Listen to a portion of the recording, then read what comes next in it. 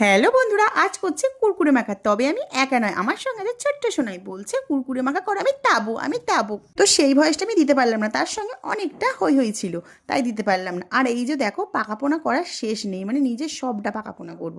মানে ওকে নিয়ে ভিডিও করা এখন দেখছি টাফ হয়ে যাচ্ছে, মানে ছাদের ধারে ধারে যাচ্ছে, তারপর হচ্ছে সব কিছু নিজে করবো, মানে আমি যেগুলো করছি সেগুলো কপি করতে চাইছে।